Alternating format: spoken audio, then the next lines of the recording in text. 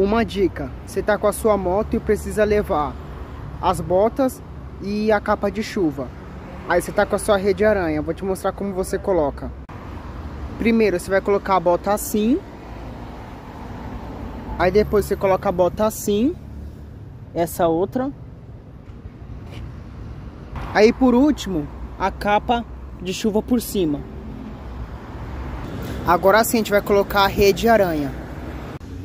Prendendo nesse gancho aqui. Aí depois nesse. Aí depois você passa por aqui, ó. E por último.